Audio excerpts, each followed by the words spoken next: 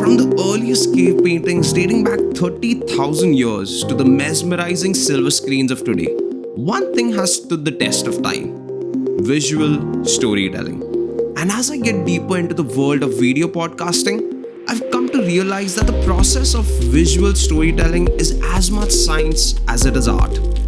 So I decided to catch up with an old chuddy buddy creative director friend, Pauras Hinge. Together, we explore the rich tapestry of a fellow alien's journey. Starting his creative career at the age of 14, Porus has gone on to direct TV ads, choreograph professional events, and now manages a team of creatives at Pratech Brands, a company with a portfolio of new age home and health products. We are going to understand the process of filmmaking and examine how technologies like artificial intelligence and virtual reality has impacted his work. And along the way, I'll ask Porus to rate my video editing and storytelling chops.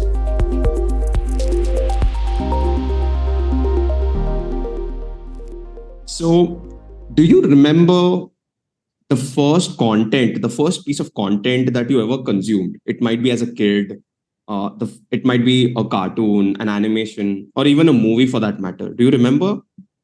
I kind of do. So I was a major cartoon person. Like, and those times, Cartoon Network was like the biggest thing for me. Every day after school, there used to be the first thing that used to happen to me is start TV, watch Cartoon Network. There are a couple of series I think I do remember. First was Pokemon. Like there was ideally the first thing has to come home and see the new episode every day. Like honestly, that was one of my favorites. But other than cartoons, if you're saying movies, the first movie I might remember might be Baby's Day Out. So Baby's Day Out, like it was an all-time favorite. Like whenever it used to play, it was a kind of movie which was played constantly on TV because a lot of kids loved it, a lot of parents loved it. It was like a family movie. So every time it played, I used to love watching it. I used to just love the whole happy vibe of the kid roaming around the city and everything happening up and down. That was just fun. Ideally, yeah, Whoa. those are my favorite kid memories. Tell me, you used to collect cards, Pokemon cards. Yeah, I used to like I used to Do you have have a any? Do you have any uh now? no, I think Oh. I stopped after school itself. Like I think after a point when I started consuming a lot more content, that's when that fad of Pokemon started going away. So I know you for like a good period of time, so I know Yeah. this. Um, One interesting fact or factoid about you is I heard that you started or you got into the creative field quite early in your life Yep. at like a early teenage age, right? How did you get into the creative field so early? So, starting off with my father is also a creative person. He has been a photographer. I'd say it's in my blood. Like all the creativity that I have in me right now is in my blood because my mother was an artist, a proper artist. She used to make sculptures, she used to do paintings. My father started off as a photographer. He went into publishing books, then he went to become a proper cinematographer, then he went to become a DOP, and now like he is a director for he's made a feature film. He does a lot of corporate films. So since I was a kid, like my house was like we did not have a different office. We had like a big house which had one part of it was the studio and the office, one part of it was the house. So all my childhood life has been like roaming around from house to the studios and studio. I'm just seeing random photo shoots happening, videos happening. And I'm like a small kid just roaming around and I see like these editors and all coming and there are like three computers like stuck together and there are like three, four people editing. And I used to just look at them and I used to be like, that's some fancy stuff. Like I just want to do. I think I want to try doing these things. Eventually, I started understanding that computers is something like I can do because I've been playing things like games and all even at a time where I used to not understand. Like the only thing I had computers in my house when not too many people had computers. And like the only thing I knew about those computers was games. Like other than the software that these people used to use, but I used to know the games. And with the games also has to be so small. The only thing I used to understand was green button means play, red button means off. So I used to start the game, press the green button, go on the arrow keys and play whatever it is. And then slowly and steadily he has to press all the buttons, figure out, okay, this does this does that. I still don't understand, okay, this is W. I should just understand, oh, this button makes that guy jump. Then this is a space bar. What this key does is I know, okay, that when I press this, that happens. So eventually that's how like a computer became a very strong part to me. And then eventually small software started coming in. Then I started realizing that photography, camera, all these things are also something that I started liking. Eventually, it just grew on me. Wow. What about your first work? Was the first project that you So, officially worked on? Might be like with your father or otherwise also. so I won't say officially, but there were quite a few like short film, documentary sort of the things which I just started. There was one time, this was even before college. So me and my like I have a cousin brother called Sid. He stays in Pune, and he used to keep coming to Mumbai. And he also is into the similar field. Like he does cinematography now. He started his own firm and everything, and he does like shoots for different companies. But like there was a time where he had just come to Mumbai, and we were just sitting at the studio. The studio was empty that time. It was probably a Sunday or something, and we are just figuring.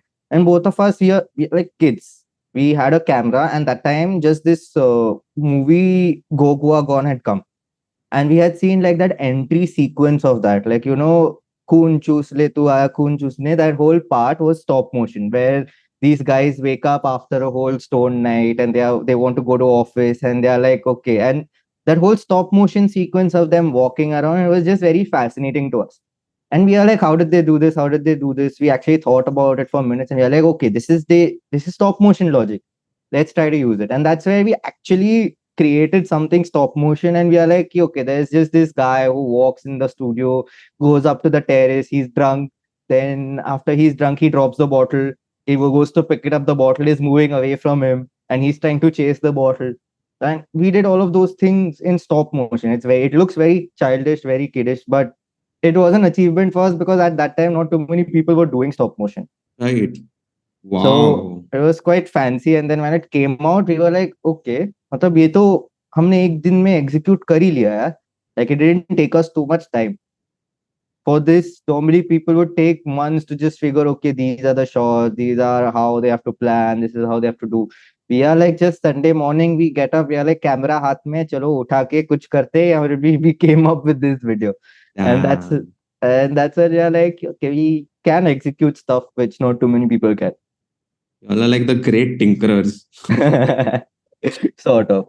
I think let's get into the weeds of this topic. So, uh, what you are getting into, I suppose, is creative direction itself. So, and you are by role and by function a creative director, right? So, Yeah. what is the role? What is the responsibility of a creative director? So, as an example, a creative director, it's not a set responsibility. Like it's not one sort of responsibility. I'd say it's basically giving creative visual, like a creative direction or a visual direction to any and everything possible. As an example, let it be a film, let it be a campaign you're running, let it be a brand overall, let it be anything that is going to reach out to people. That and a lot of people misunderstand this as making it. It's not just about making it. So it's about planning something that when it goes out to a certain person or a certain target, when they look at it, they start having a good feeling about it. A lot of brands mess that bit up because they think the creative direction is not such a big deal, but it Can you does. give an example? Can you give an example of Uh, this? as an example, if you look at as an example, Google. So why do you think Google down the line they've changed their logo so many times? Why have they done that? They've done it to create a visual identity to the brand. It's more easy to understand. It gives your eyes a little more please when you look at it. Like if you remember the earlier Google logos, those were really bad. Same as Apple. Like if you look at any of the big companies, they keep changing their logos as per today, as per the new generation. And this is pure and clean creative calls. These are not something that's related to marketing. Yeah, it may be from one perspective that people want to see a smaller logo identity, That can be understood, but eventually the changes are happening creatively. They are not happening through a phase of money or through a phase of any quantity or quality or anything like that. It's just simple, direct creativity. So So if I could paraphrase it, or if I could summarize it, condense it, your role as a creative director is to create and maintain an identity for yes, your entire brand across the different products. yes, Is that yes, correct? yes, yes.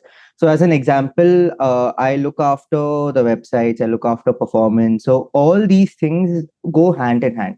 So Got it. if we have a certain topic or certain campaign that's going to be run, it has to be reflected on the website, it has to be reflected on social media, it has to be reflected on performance, it has to be reflected on each and every sector that we are targeting for the people. Oh, So got it. that's where I build the identity for the brand. So as an example, if we are having it's you can see it's raining outside now. So if you are having something related to monsoon, so that touch of monsoon has to be there on the website, it has to be there on social media, it has to be there on videos. Similarly, I'd say this is what I'm doing right now. But as creative director, I used to do way different things in my earlier place. So, so there it used to be more of courses. So we used to have more courses, and how the whole brand identity, like how yours, there's the whole brand. There, my brand used to be my course. So maybe there's a course like hula hooping. So I would create the whole brand identity for the hula hooping course. That would be how it's gonna look, how it's gonna feel, what people are gonna see. Is it gonna have like graphics on it? Is it not gonna have graphics on it? So that was the creative direction that I did for that. Okay. And Yeah. previously you were working for a kids DIY. community, DIY, Yes, right? yes. And the identity required like a more kids Yeah. aesthetic, right? Yeah. It required more kids friendly. Like it required something that kids would be happy looking at. Understood. Like Understood. the colors can't be dark. They have to be like clean, poppy. They have to be neat. Like just thinking about it, kids love a lot of funky stuff, a lot of sound effects that make things happen around in the background, a lot of fancy stuff that happens on screen, like just yeah, you pull a rabbit outside a cap, that's gonna make a kid happy for no reason. You're just gonna be like, wow, that's so nice. But yeah, thinking about it from a few, like from my perspective, it's gonna be like, yeah, it's not too much. It's a lot of people do that. Understood. Understood. And so getting like I'm trying to find out, the objective of creative identity. From what I can gather, it has to do with like a brand, right? A brand is easily identifiable when there is synergy across the different products. Like I Yes. suppose Apple's a whole brand identity. You can see an Apple app and Yeah, identify pretty quickly you it's an can. Apple app, right? Yes, yes. Or even a physical product, let's say like Tang, Yeah, any Tang packaging has a very similar aesthetic to it. yeah. Right. I think it makes sense, and I think it also has to do with the consumer. So if Yes, it's majorly more the consumer. consumer centric. Got it. Yes, That's very because interesting. eventually what I do impacts the consumer the most. Like it Right. doesn't, what I do might not impact numbers, it might not impact revenue, but what I do impacts the consumer directly, because what I do, that's what's seen by the consumer. So that's where the whole difference is. Let's come to your team, right? Current team. Uh, how is your current team constituted? So, how many graphic designers are there? How many video editors are there? Okay. That sort. And I guess the core of my question is, what all different fields do you have to manage, or functions do you have to manage in a creative team? Okay. So thinking about it, I have a couple of graphic designers, I have three of them. Then I have a cinematographer, I have a video editor. There's one, actually two interns, and there's one copywriter as well. So everything goes hand in hand. Not Got it. necessarily, like there are a lot of things that needs to be changed every day, a lot of things that needs to happen every day. And there are some things that go as BAU, like every day this is going to change every day. It's static, it's a process. ये चीज रोज change होने वाला है. That's a responsibility given to one person. Okay, this has to be done every day. You make sure this is done. I'll take a watch on it. I'll keep a watch on it and get it done every day. Then there are things that come in ad hoc. That's when we actually plan the time, we plan the shoots, we plan everything. Then everything goes hand in hand. But as an example, we are not. There's nothing that's set in one process. There are a lot of things happening. New launches, you can say, new campaigns, you can say, but all of them go hand in hand. Every person plays a part in everything as much as me. Like it's not just me or it's not just one person. Everyone plays their own part in it, and it's when the whole team works together. That's when the output is good. Makes sense. That's true. Yeah. And you've touched upon like the process, like different types of works, right? Different type of work that you do. Could you give me an example of, let's say, a requirement that comes in? I'm trying to get to what is your like your day-to-day work, right? You get a requirement to you fulfilling that requirement. I suppose Okay. there are phases, there are stages to it, right? Yeah. What are those stages? Could you elaborate on that?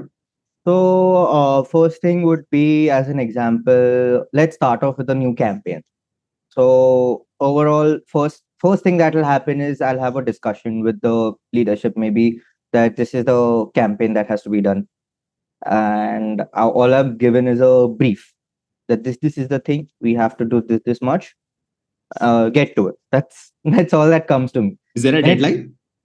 Yeah, but obvious. The deadline also comes along with everything. There's nothing that does not come without a deadline. There's always a deadline. It's always very, very close. It's never too, like, it's never like, yeah, I have a lot of time to do this. It's always, oh my God, this is too close. Like, how do we do this? That's always the first thought process.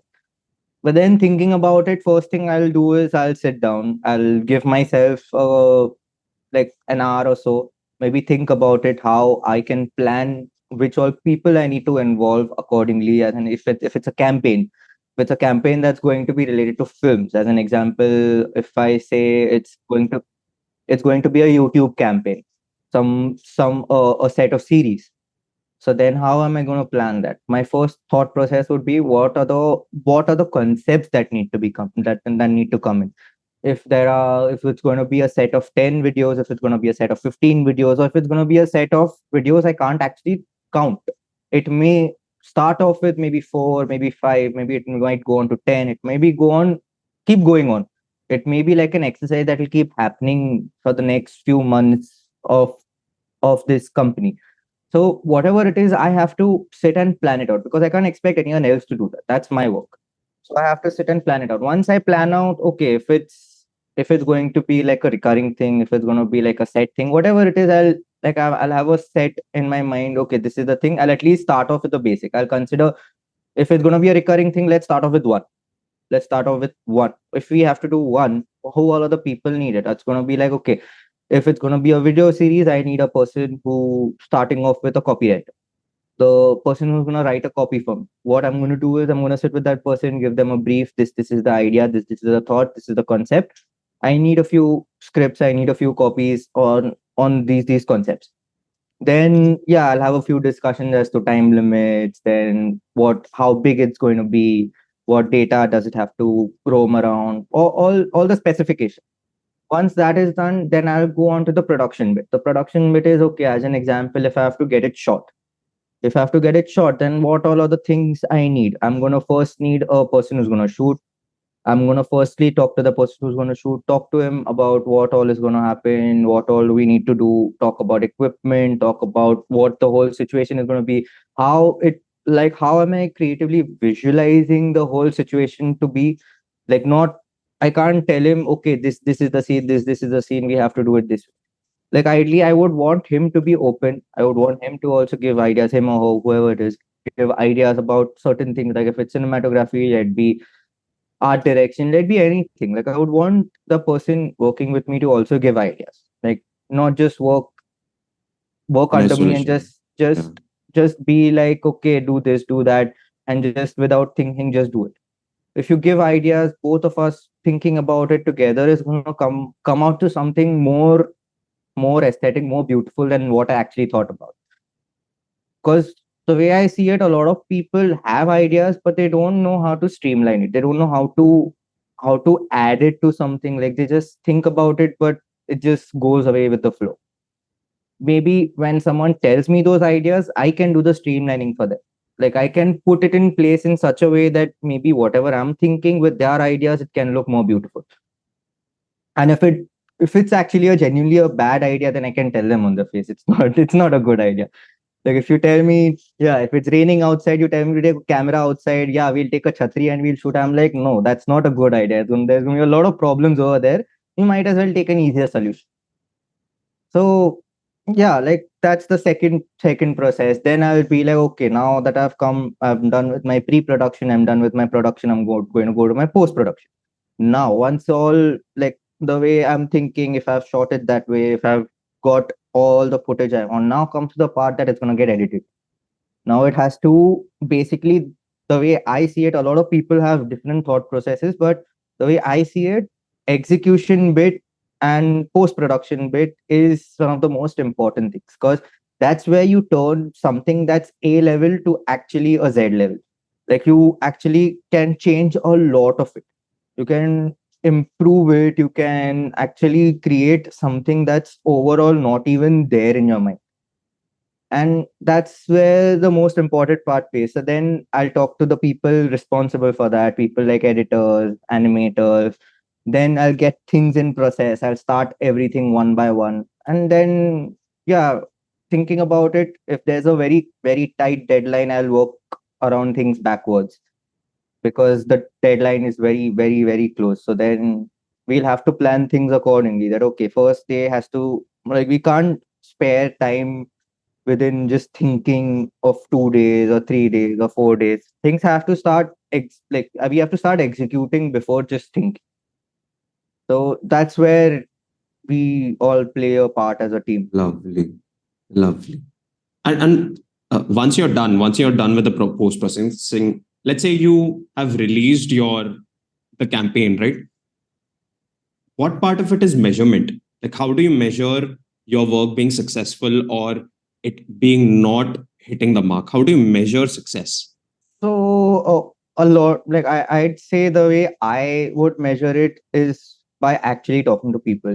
Like I'm a person who I would like to show people what we've worked on, and the way I do it, I'll just roam around showing it to everyone. I think you must have seen it. We work together, and like what, like let be the smallest of things, I just pop up showing it to you. Like, okay, what do you think about this? That's how I actually like consider if my work is good. I'll show it to 100 people, out of which if 100 people, out of which even if 60 of them tell me that it's looking very nice, if they have like a wow factor to it, that's where I know that okay, I'm not going in the wrong direction. But I do understand that 40% of them are still telling that we can do better.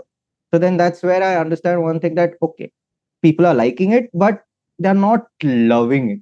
Maybe we can add a few more things to it and make them love it. So yeah, everything we do always has a learning bit to it. Hmm. What about numbers? Are there any, like in your team or in your organization, do you go through any metrics like, okay, fine, So the click through rate or impressions? Are yeah, there? yeah, that happens. That's more of a like marketing sort of a situation. It's like I like to know about it, but that's not something that I would consider as, because like if you think about creativity and marketing, they go hand in hand, but they are also two different things. Because if you think about any ad that needs to go out, it can be as simple as just the product on top with the price call out, or it can also be something like very flashy, very nice, very creatively smooth, but it can also have the same price call. Both might get the same clicks, both might get the same call, same revenue or whatever, but from my perspective, I would still go with the thing that looks better. So there are a lot of metrics that measure different things, but what I measure is the wow factor. If someone This is actually so likes eye it, opening. This is so eye opening. because I honestly don't care about the numbers or the revenue. That's not my concern. That's the company's concern. It's what they are chasing. I'm chasing after good work. Like I'm chasing after something that looks good, looks beautiful. Anyone who sees it is gonna be like, okay, this is nice. Good. This is so different from like my life. If I had to talk to, let's say, a marketing person or an engineer, or like, because our life, like the product life, is all about numbers. Okay, fine. Even the Yeah, UI, UX, it things is. like that, right? It's very different. Yeah, it And is. but you guys are the ones who define the creative vision, and Yes. then we sort of take elements from it and we obey your creative vision Yes. and then work around the Yes. numbers See, side. the thing is, what I've understood is every team and every organization needs a creative touch to it. Like they just do for some or the other reason. Like as an example, let it be product oriented, let it be ads, let it be as an example as to having a simple uh, outdoor setup. Like you are just having like a small thing, like a stall or something. Like you, if you have to do it, what you're gonna think of is like, okay, there I have a set of 100 products. I'm gonna put up a table. I'm gonna put those 100 products there. People are gonna see and they're gonna like it. What my perspective would be that okay, we have 100 products, we have a stall, we have space. Now, how can we decorate it such a way that people from far away can see this and just come visit it? Like I don't care about people buying it or not. What I care about is more people coming there. Like till you don't get the people, then they're not gonna buy it. What a lot of people will think, अरे ये तो बेचना है, ये तो बेचना है. I'm like, अरे तुम बेचो, मुझे दिखाना है लोगों को. जब कोई बंदा, even if a person does not buy it, if they leave that place, they're gonna talk to 100 people and tell them, you saw that stall or that looks so nice. That's where I know I've reached my place. Like I've done my work good. I don't care. हाँ, मतलब it's not gonna be like कि हाँ ठीक है, 1,000 में से 100 चीजें बेच कर, like we sold 10 pieces. A lot of people will be happy about it. Like I'll be like, ठीक है, 10 मेरे को तुम 5 भी बेच देते तो भी चल जाता, बट वो 5 देखने के लिए 50 लोग आते तो मेरे को ज्यादा अच्छा लगता. Well, you're dropping knowledge bombs. Damn. Now you have touched upon like pre-production, post-production. I suppose there are a lot of people who are going to come in and really want to get into the details of the execution, right? And a big part of it is software. Yeah, There are a huge number of softwares, so a many lot of softwares them. right now. What are the softwares that your team and you use on a daily basis? Uh, to be frank, I know a lot of there might be like a lot, there's but predominantly like the most like dominant softwares. I'd say the parents are Adobe. Like they have to be. That's one place you get everything. But other than that, what I would say, I honestly, my personal choice is me being a person who does editing, a lot of computer work, a lot of software work, I do each and everything separately on separate softwares. A lot of people try to adjust it and do it in one place because things like, okay, as an example, Adobe or like After Effects or Premiere Pro gives you most of the stuff that can be done in one place. As an example, let it be your color correction, let it be your edits, let it be just doing basic keyframing, basic 2D animation, 3D animation. It does all of it in one place. The way I think of it is I like to go with the easier flow. Like something like I'll use different softwares to do different things. If I have to just do a basic edit with just basic 2D text animations, I'll use FCP because Hmm. that's been like, Final Cut Pro. yeah, Final Cut Pro. That's been like my software since school. I've been using FCP 7, then I came to FCP X, FCP 10, all the new stuff. But similarly, when I have to do, like, I'll make only my timeline there. I won't actually go ahead with a lot of stuff over there. I'll make my timeline there because the reason I like FCP is because it's fast. Like, it's very, very fast. It renders side by side as to your editing. That's something which not too many Oh, softwares do. Yeah. So while you're editing, there is like a render process going around in the background. So by the time, if you're editing something that's small for like a minute or so, by the time you're done editing, your rendering is also done. Your exports happen within seconds. Like it's just quick. So that's the reason I like FCP. But when I touch upon color correction in FCP, I don't see it hitting that mark. Like I can see it's not there. It's not that wow factor that I can reach. But similarly, if I have to do the same thing in DaVinci Resolve, it's going to give me that, okay, I did the same things exactly what I did in FCP in DaVinci Resolve, but it gives me a very clear and clean output. So that's what the differences are. Similarly, now if I have to do something as design, like FCP pay, I can get a lot of layers done, make the design. But what I would prefer is I would originate the design in a place like Photoshop or an Illustrator. I would originate the design there. I'll give it the proper angle and direction as to what I want it to be. Then I have to just recreate it in FCP or Premiere Pro or Illustrator or what do you call Resolve or anywhere, whichever software I can use. As long as I know where it has to go. Understood. Understood. So my sister, she's very young. She's in college right now, and she wants to get into like documentary production, filmmaking, and stuff. And I suppose a lot of, like, even I, for that matter, right now, what we are doing is to some degree direction, to some Directing, yeah. degree, yeah, video creation, right? Uh, if I were to be a documentary creator or documentary producer, or even a creative director for that matter, are there any physical equipment that you would need to to build it on your own? I suppose your cousin is has his own firm, right? So if I were to create a firm of my own, or my sister wants to get into that, what equipment would you recommend to get started? See, ideally, my thought process for things like equipment is very, very, like, I won't say it's in one place. Like, I would never suggest one sort of equipment. If you ask me and if you just give me a phone and tell me to make a video, I will still be able to make it. It's as simple as to what your concept is and what you want to execute it to. It doesn't matter what you use, how you use. And with equipment, like, you get rental stuff. You don't actually need to consider buying stuff because eventually things upgrade. Like, as an example, this is something I've seen down the line. Like, I have a few cameras, I have a Black Magic, and it's huge. It's a proper cinema camera. But like, I know for a fact when I bought it, I used it for a year. It was the hype for the year. Yeah, it's a Black Magic. I've shot like a lot of films. But 1 year down the line, there is a new red camera that's been launched. And then I'm like, Arey yaar, I want to use the red. Like, I don't want to use this anymore. So, like, the way eventually all this thought process has stopped making me like purchase new equipment every time.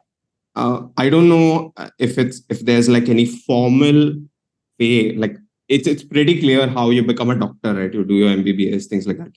There's formal education for it. What about creative director? How does one become a creative director? Uh, I actually don't have an answer for that. Like, the only thing I would say is like, try to show your creativity wherever you can.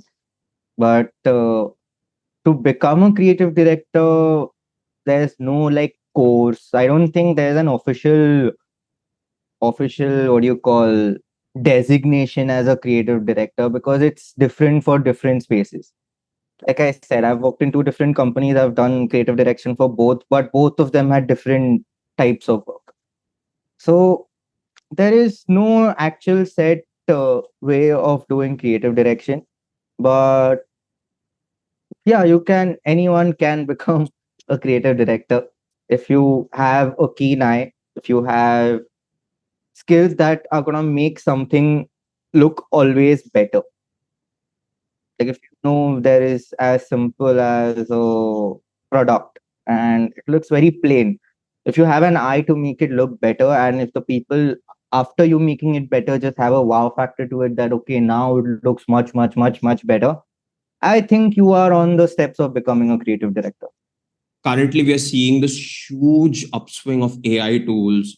There's like this sudden like overwhelming feeling of AI is going to take over the Yeah. world. And you're already seeing it, right? You're seeing stuff like ChatGPT. People are using ChatGPT almost on a daily basis, and things like Stable Diffusion. There are so many tools around it.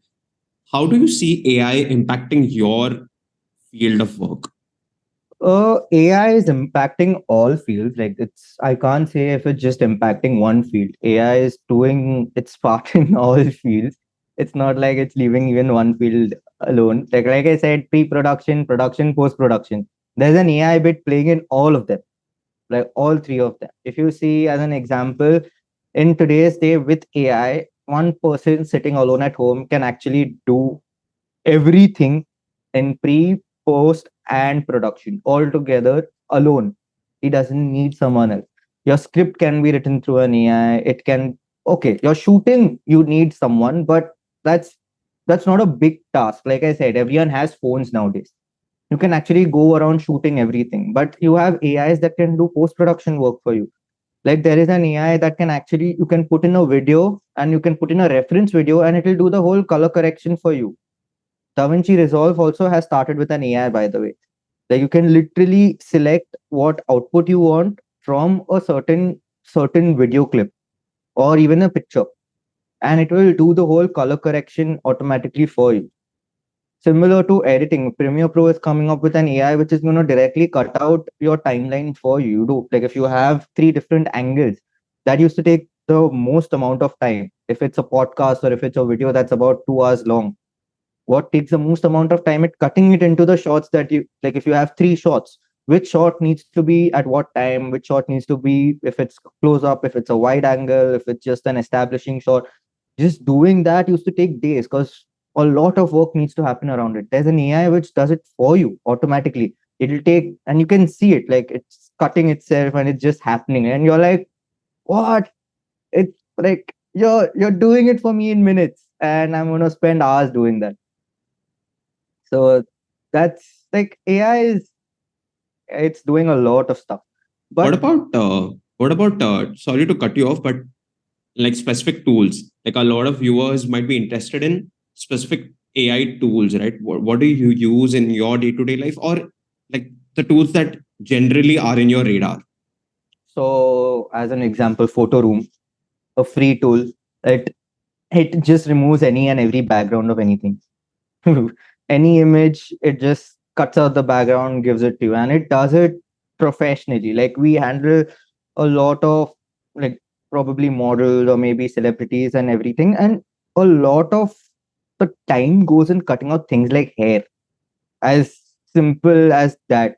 But what Photo Room does is very clean, very neat, and you're like, okay, if I had to do this with a pen tool, I would have taken like hours to just like cut out that one strand of hair which is just flowing out from here.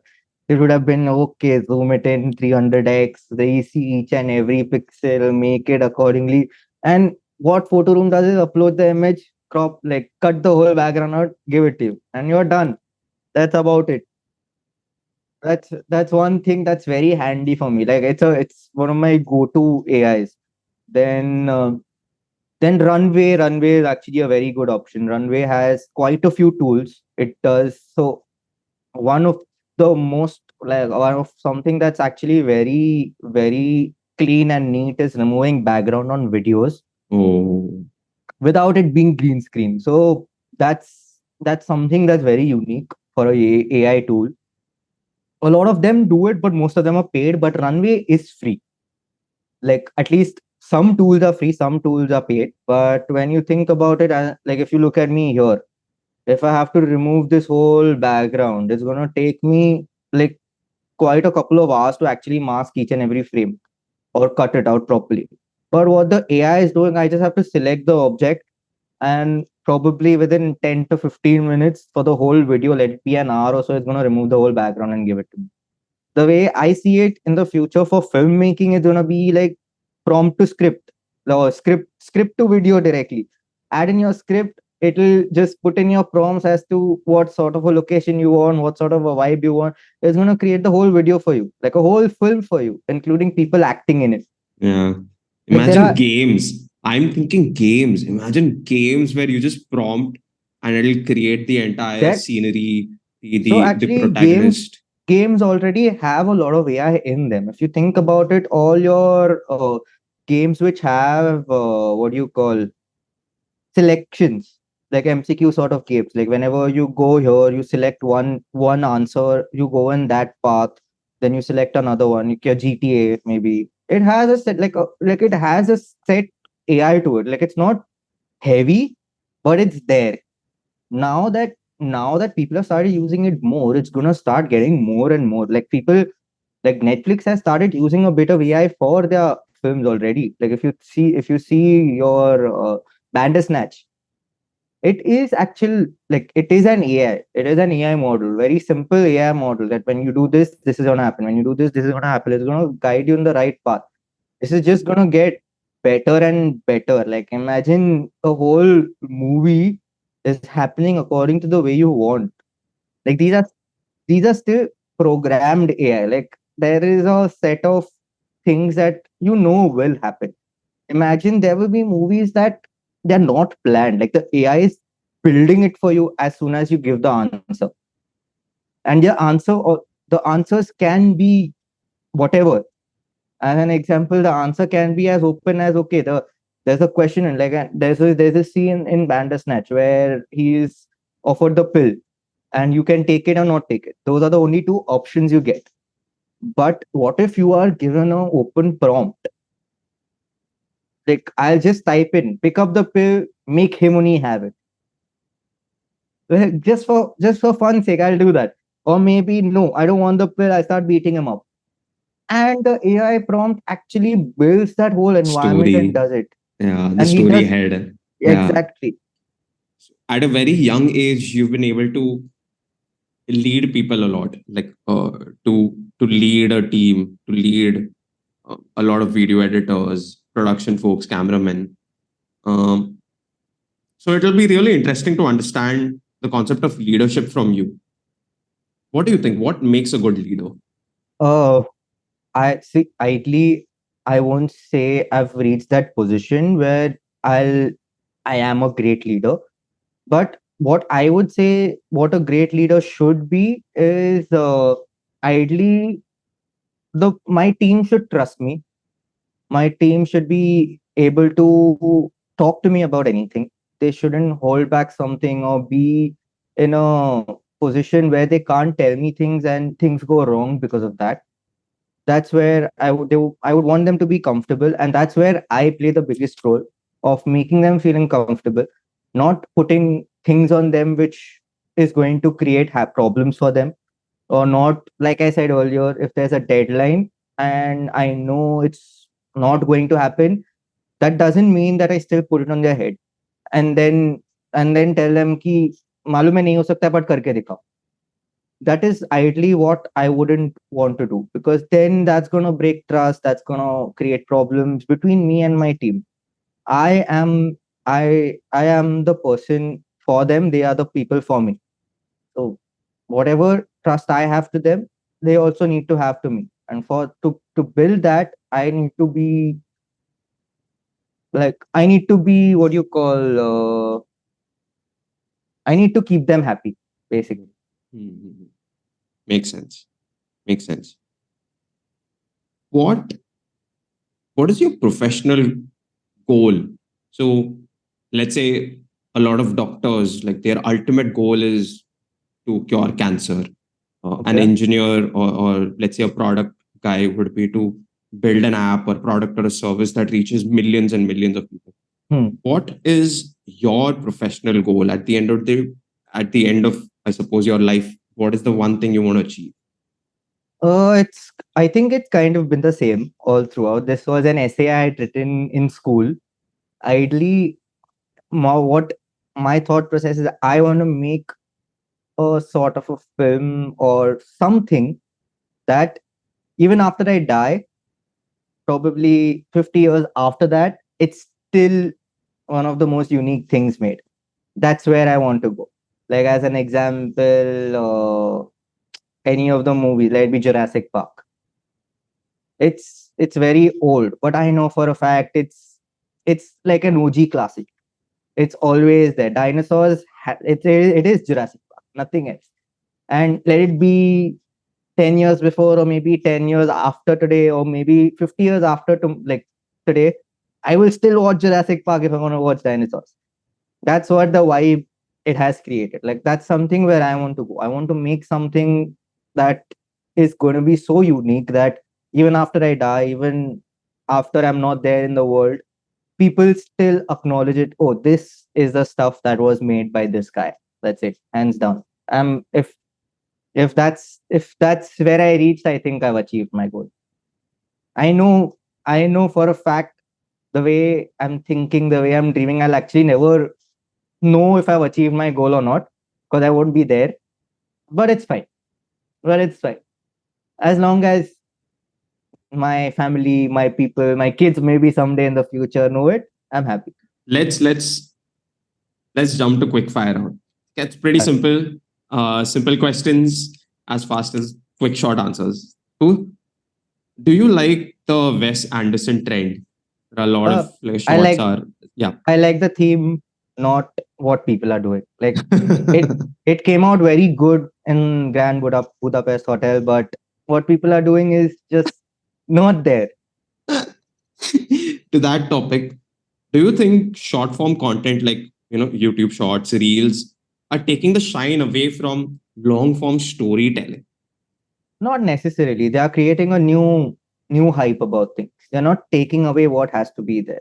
Short form, like long form storytelling, long form movies are still there and they will always be there. Hmm. Uh, You've spoken about movies, creating a movie that is long lasting after you. What is one movie in which you wish you were part of the production crew? mm, I'd say that I don't think there'd be one movie, there'd be one director, hands down, Spielberg. Oh, Like the next question was that, and you screwed it up, dude. Your favorite director is Spielberg, it? hands down, Spielberg, bro. Like it's just the vibe he has. Like there might be other directors who've made certain films that are good, but Spielberg, hands down, one guy. All films are. Finally, if you were not a video editor or a creative director, what would you have been? Photographer. Anything outside the creative field, like the whole creative aspect. Oh, honestly, I can't say. I wasn't very good at studies, so I don't see myself going in another path because the study bit wasn't very nice for me. But if I had to enjoy something other than I would I would like to have like an e-commerce platform of myself. I think I had started something like that before, but again, that will again have some creativity to it because Yeah, that's again whatever I think about has to revolve around creativity. fair enough, fair enough. That actually tells me you're doing what you love because you don't know anything else. I don't. Yeah, I generally don't. It's like I don't have an option. I can't do anything else. That's beautiful. Somehow, in a strange way, that is beautiful. I think now let's do this like small little exercise. I'm going to give you like three links. They are my Okay. videos. Okay, Okay. please spare me, but you be honest. You can be Yeah, yeah. honest. I'm always Uh, see in terms you know me, bro. I'm always honest. Like I don't faff around about stuff. Like if I don't like it, I don't like it.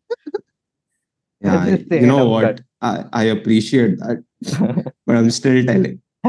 I can edit it out anytime. So the first video is literally my first video on YouTube. Okay. And this was like when I was just learning, right? Learning video editing and animation for that matter. Have you ever felt unhappy just because you don't have enough money to spend on the things you Oh, want? I know this one. I've seen this. So today, let's explore the 6 ways to build a happy and healthy relationship with money. What do you think? What is the one thing I could improve in this video? Colors, like color schemes. Ideally, what I liked was the animation, and I like the 2D graphics and everything that you've done with the motion and everything. It looked very, very nice. But try to keep the color harmony in like in one palette. Right now, what I saw was there were like it was going haywire with the colors. Like you have your guy in purple, then you have a yellow screen, then you have another purple background, then you have another like orange colored something happening. So try to maintain balance of color. That's ideally one thing. But other than that, it looked quite nice. Now the second video, okay? Again, Okay. same thing. Just the intro, right? Check out the intro. And this video was the first time I showed my face on screen. So I have this video. I have actually given you a lot of input, and you have kind of figured out a lot of stuff after that. Startup funded. So in today's business book summary, we'll be taking a look at Never Split the Difference by Chris Voss. And Again, what's the one thing that So we I want? think I've already told you this before, but I'll say it again. The color correction on like that has to be fixed. The lighting, because if I have to see there's a lot of overexposed stuff on your face, ideally that shouldn't be the case. Then again, with the backgrounds and with all the things that you set up, you can do a little better art direction over there. You can have your things set up at like a distant space so that your shadow is not falling on it. Because whenever your shadow falls on it, you are automatically destroying whatever you're creating in your background. Got it. Got it. That's valuable. And I think I've sent the third one. So this is the first podcast I've ever produced, video podcast, right? Again, there's a small little intro. It's a conversation with a UI UX designer. Check this out. Let me know what you think. was slow and difficult to navigate. Back then, the user experience was an afterthought at best. But then, something changed. Designers began to focus on creating interfaces that were intuitive, visually appealing, and user friendly. I think there's a lot of improvement as compared to the earlier ones. I think you've understood the point of the hook, of how you can actually have a hook to your videos so that people stay engaged to what the topic is. That's something I think where you've figured what needs to happen when. But what you can still figure is your voice.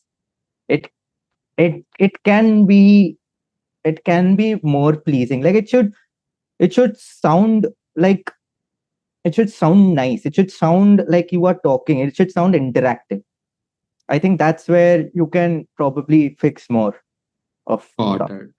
Got it. Got it. But other than that, yeah, it's like I was quite hooked on to the first few seconds itself. Lovely. Yeah. Dude, thank you so much for your time. Like generally, not just No for the problem. podcast. You're doing like a solid for me. But again, like we've been friends for so long. Thank you so much for not just doing this podcast, but all the feedback you've been giving me throughout my video editing career. Hey, I'm back. I hope you found this conversation super useful. If you did, do share it with at least one alien friend of yours. At least one. And if you want us to talk to an expert from your field of interest, make sure to tweet us at InquiryR. Next week, I'll be heading off to the beautiful landscapes of Himachal Pradesh for a short retreat at Sambhavna Institute to have a conversation with Praveen Singh, the creator of the workshop Nai Dishai, a summer school on rethinking development.